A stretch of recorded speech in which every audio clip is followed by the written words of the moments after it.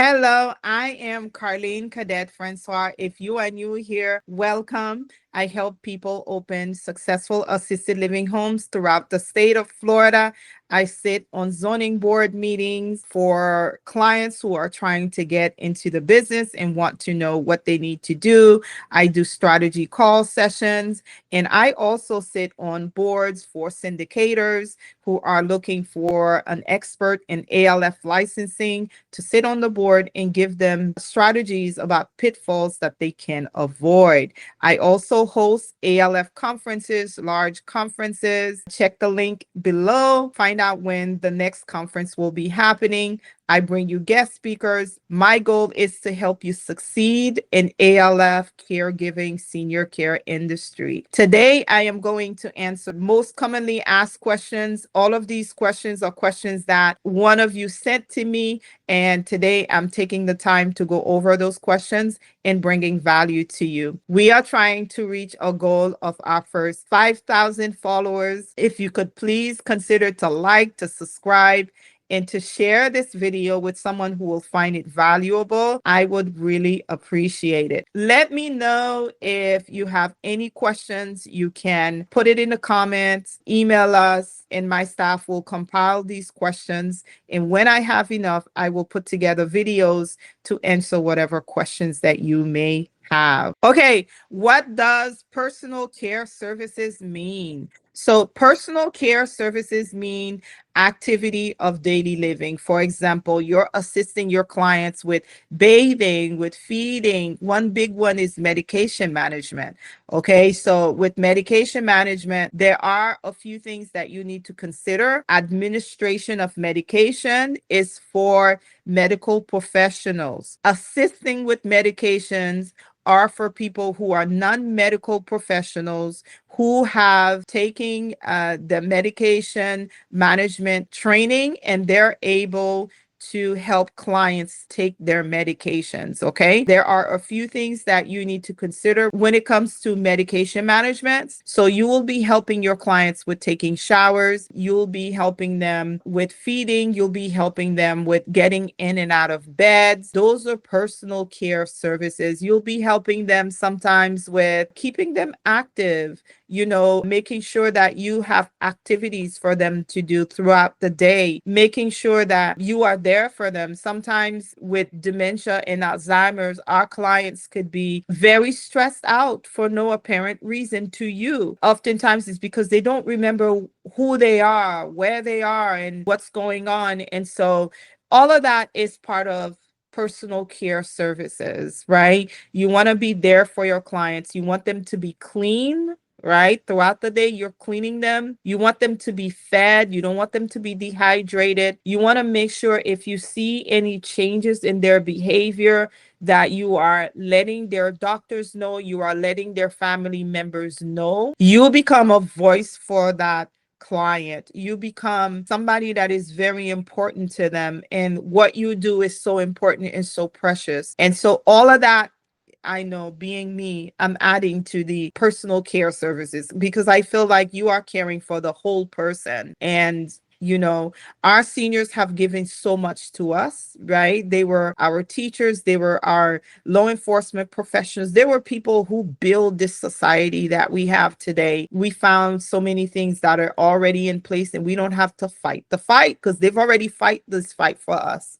And now they need us to be there for them. Okay. So what you do is so, so, so very important. And all of that fall into personal care services. The next question is, what is limited nursing? So there are different type of licensing upgrades that you can have. You can have limited nursing, you can have limited mental health, you can have extended congregate care licenses. These are licenses that will allow you to accept a client that you wouldn't otherwise be able to accept, as long as they still fall within the criteria for residential community homes. For example, you will be able to accept a client that may need a bit more help with the limited nursing. For example, you can accept a client with a stage to wound with a limited nursing or any other type of designation, or even if you have a standard license, you'll be able to do it. Don't think though, just because you have an upgraded license, that you can accept clients that is not a fit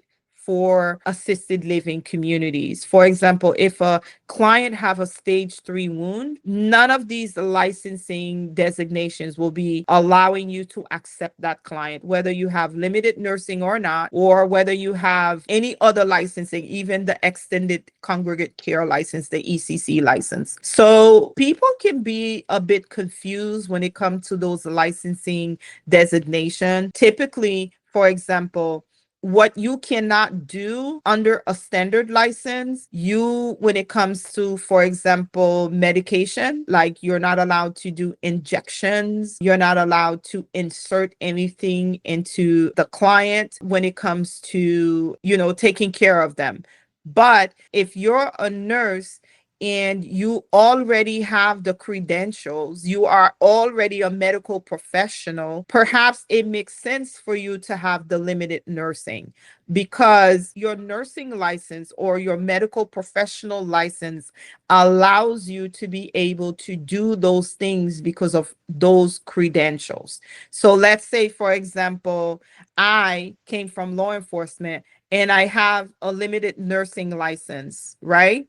I would not be able to administer any type of injections or anything like that, because I am not a medical professional. I am not a nurse. I didn't pass a state exam that says that I can do these medical necessities, right? So take those license designations with a grain of salt, especially if you're not a nurse already. Now, if you are a nurse, it helps for you to have those, limited licensing. The other thing you want to think about is those license designations have AHCA visits your ALF on a regular basis, at least every 6 months. Okay. So think about those things. If you are someone who is new to the business and you're just getting started, you don't necessarily know who you want to serve. As far as, for example, if you want to focus more on people with mental health issues, where you would do the limited mental health license upgrade. If you know you're not a nurse and you're not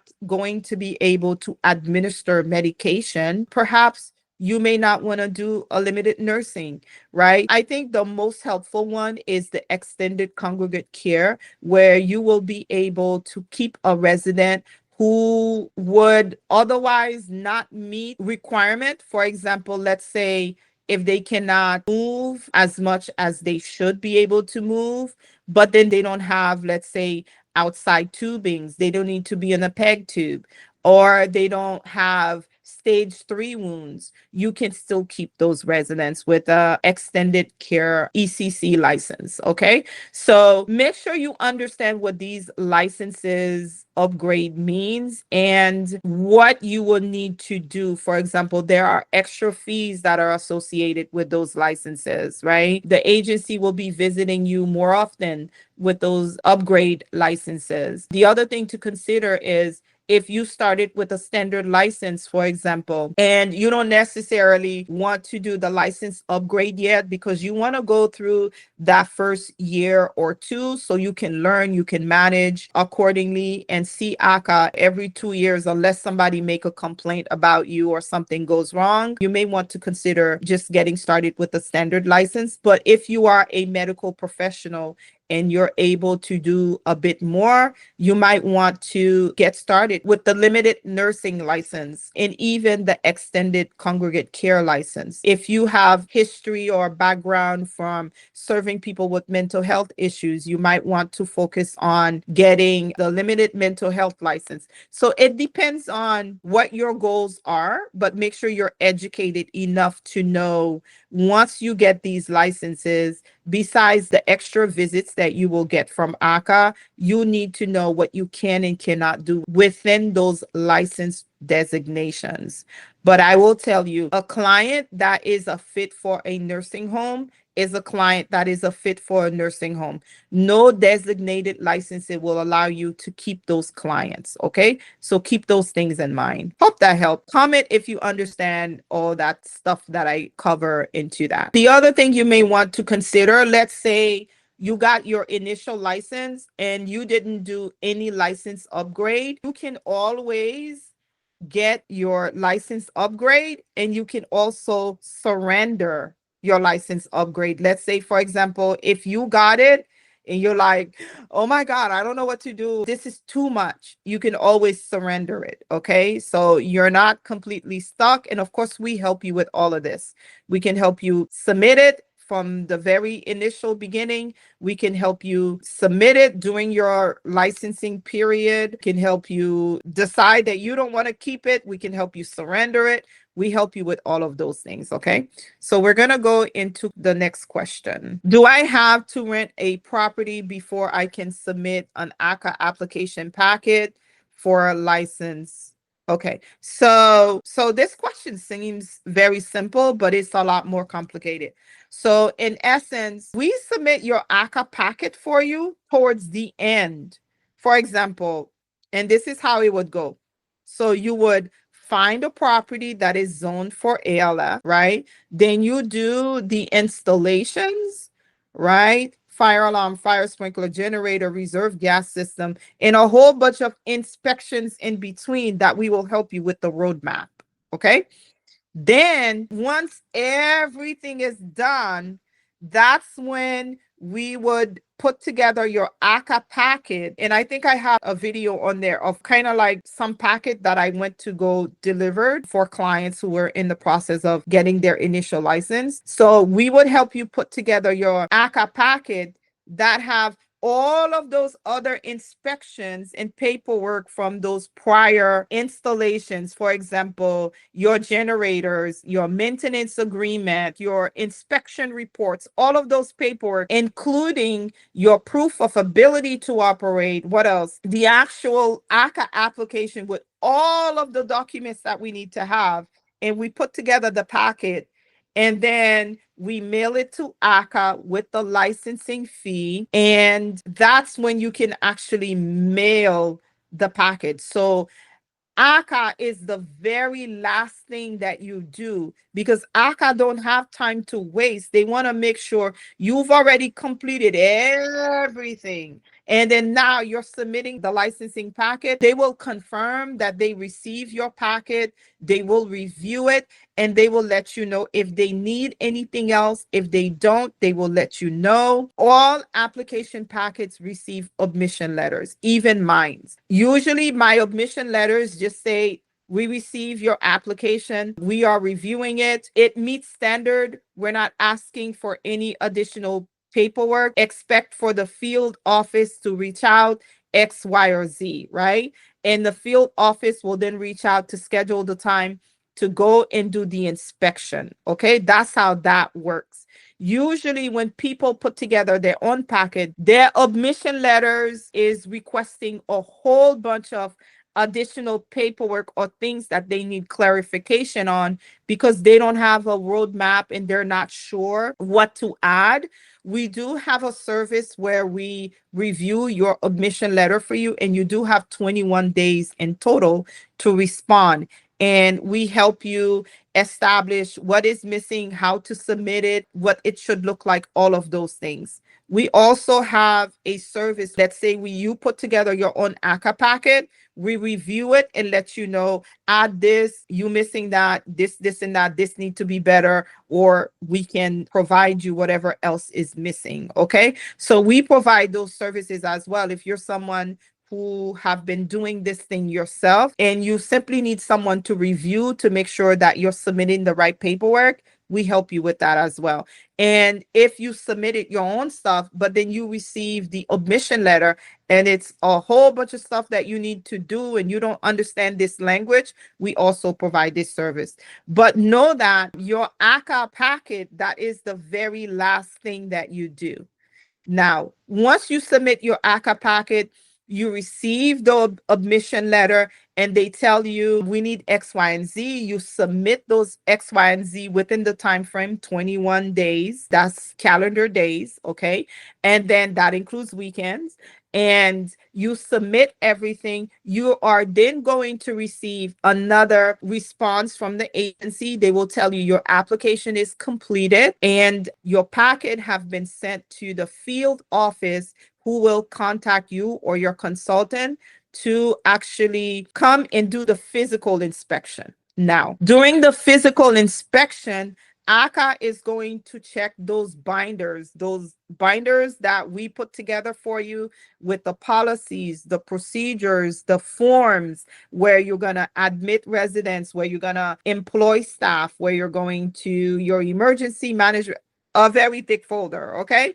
When you get this folder, separate it into different subfolders, and we will tell you how to do so. But AHCA is now going to come to check your paperwork, okay? If you have enough documentation and all of the paperwork that they're looking as the minimum for you to have, you will be able to receive your license on that day. All of my clients receive their license on initial inspection. However, if they need additional documentation from you, they will tell you, I need X, Y, and Z. And depending on how much you need or how much you're missing, they may come back or they may say, email it to me, but it would depend on what your paperwork look like. And also remember to structure your ALF as if you're ready to accept a resident right now. So everything should be in place, right? All of those other inspections you did, for example, the health department inspections are very particular. There are things you have to put in place. The fire safety inspection, very particular. There are things you have to put in place, along with some other forms, resident rights, or those things that have to be posted at your ALF, right? So you're ready to accept a resident right now, okay? That's the kind of stuff that they're looking for. So not only will they tour your ALF, once they finish touring your ALF, they're going to review your paperwork, or they'll review the paperwork and then tour the ALF. But either way, they will look at your place, they will review your paperwork, but their main focus will be spent on your paperwork. Usually they spent a couple of hours, okay? Sometimes a few hours. I've seen people spend anywhere from 2 to 3 hours at an ALF. And if you are an initial license, usually it's anywhere between 2 to 3 hours, sometimes a little less, depending on how organized your files are, right? If this is a license renewal, they can spend however long that they need to spend, depending on the number of residents that you have. So all of those things you need to consider, right? So it was a simple question, right? But but the meats and potatoes of the questions are a bit deep. And we also offer the ALF course that goes into more in-depth into what you should look for, things you should avoid, and things like that. The next question, how to properly set up for medication systems. We covered in depth of the medication system. I did another video. You might want to find Q&A 1. I covered that. But you basically want to know, you want to have a locked cabinet, for example, how you have to have your medication cabinet properly structured. We have some examples as to whatever cabinet that you can get on the Amazon store. We do have an Amazon store where we put together the things that you will need, for example, health department inspection, your cabinet, your files, your things like that. Go to my website. I think the link should be below as well. You'll be able to see different examples of the medication cabinets that you can get. But you basically, besides the education training that we talked about on video 1, you are required to have locked cabinet. If you have controlled medications, they have to be double locked. They have to be double signed. All the pills have to be accounted for. That's with all of your medications, period. You need to be able to know whose medication it is. Sometimes you will have residents that have the same names. One thing that we used to do when I used to manage, I used to also have pictures of the client in their medication records. You need to also make sure you are signing your MORs. You are making sure that your staff are signing the medication as they are assisting the resident to take their medication. So, for example, they're not giving the medication and then they go run around and then they come back. No, you help resident take their medication, you sign it right then and there. Also, remember to sign the back of the MOR. All of those things that you have to consider. Make sure when you receive your medication that you are counting every pill, you are signing the MOR, you are reviewing, making sure that all of the medications that your client is supposed to have were delivered. And if a medication is missing, sometimes you will find medication orders are missing because, it's expired and then the pharmacy did not reach out to the doctor to renew the medication order. So sometimes you will find that medications are missing and it's because the medication order was expired. Okay. So stay on top of the medication orders. And of course, if a medication was also discontinued, sometimes primary care doctors, in communication with the resident family, will decide that they will discontinue a medication and they may or may not have told you so. So if you see the medication is missing, make sure that you are actually checking and you're finding out why I don't have this medication. Call the pharmacy. Ask, was this medication discontinued? Do I need a doctor to renew this medication? Call your doctor, your resident doctor, and ask, what happened with this medication? Can you send a renewal? If the resident family decided that, with the resident doctor that this medication is the medication they need to be discontinued, you need to have a new doctor's order that DC that medication and keep that medication in your client's file. All of those things are so important when it comes to medication management. And the medication management system is one that is very, very important. You not only want to make sure you have the education, you want to make sure your staff are trained properly, and you want to make sure you start correctly on day number 1. Okay. Have the proper medication cabinets. Make sure your medications are locked. If you have control meds, C meds, sometimes you will find that medication comes to you. And if you're someone, you don't have a medical background, like I didn't have a medical background, you will find a red C, those are control medications. And over time, you will learn the names of the medications that are control medication. When I tell you, when I started to manage, I used to get so nervous because my insecurities were when it came to medication. But listen, I knew the rules like the back of my head. And I studied. I spent time at my ALF. I studied every client medication to the point where I knew each medication, what the medications are taking for in a very short time frame. I also knew when my client take this medication on a half empty stomach, the symptoms that it does to them, different things like that. So when I sit on a medication meeting with my clients, family members and the doctors, I'm able to say, when this person take this medication, these are the symptoms that they display and different things like that. So actually care for your business. Spend the time getting to know. All of that will structure you to where you provide such an amazing services that people will want to pay you to be at your ALF because they know you will handle things. They know you will do your homework. They know you are professional. You are on top of things. They can vacation because they know if something happens to mom, you're going to take care of it. And they don't need to be involved in honesty. That's why they brought their parents to you so that you can be responsible and not have to bother them because you're taking full responsibility. There's no simple question when it comes to taking care of our seniors. And I hope I covered every perspective that will help you to understand what you need to do and how you can structure your medication management system, because it is one of the reasons why client comes into assisted living communities. Okay, this question says, where do I find forms for assisted living facilities and group homes? So we provide the form services for that you need to have for assisted living and group homes. And where did we have them? We have them developed. Okay. Those are not forms that you will find online. For example, your resident contract. We had a lawyer to develop our resident contract. Our forms are up to date with new rules and regulations. Sometimes you may be able to find some forms online, but they're like very old stuff. They're not even relevant yet. Find a consultant that have experience and have up to date forms, policies, procedures they can provide to you. But I don't recommend going on the internet finding whatever forms that you can use because the agency may not accept them. Okay. So keep that in mind. This one says, does Carline run a mentorship program where she can take people to her ALF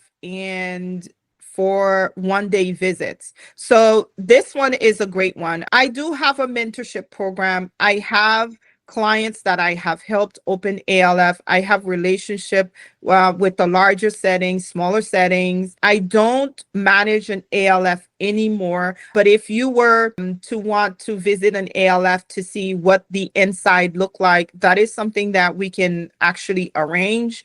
And I don't actually have to be present for me to use my relationships to be able to help you get a tour of an ALF. But that is something that we can work on. You just have to actually reach out, schedule the time, and then we go from there. But that is something that we can make happen, and it's not a big deal. Okay. What is the difference between an ALF and a group home? So people use group home and ALF a lot, but there is a difference, right? So assisted living are pretty much very structured. There are different types of group homes. Like you have the adult family care homes. That is a type of group home where the owner is living in the house with the resident, and they can have up to 5 clients if they have the space. Okay. And then you have the APD group homes where you're caring with adult with disabilities. So there are different levels of that. There is the standard license level, and there are the severe disabilities. And so you will have to actually have a nurse on staff to be able to provide some of those services. All of those homes are assistive living type of homes, but there is a difference between an assisted living facility and also a group home. So if you're looking at group home, you're looking at the adult family care home where the resident is living in the house with the provider. The provider is required to live in the house, right? And then you have the APD group home, adult with disability group homes, and there are different levels to those. And you're required to also have a staff that is a medical professional or nurse, okay? Depending on what levels that you pick, but that's the difference between assisted living and the other types of group homes. Comment if that makes sense. Okay. Yeah, I think I covered enough questions. I don't want to make this video far too long. And remember, if you have any other questions that you want me to cover, please email them to us. You can comment on the video,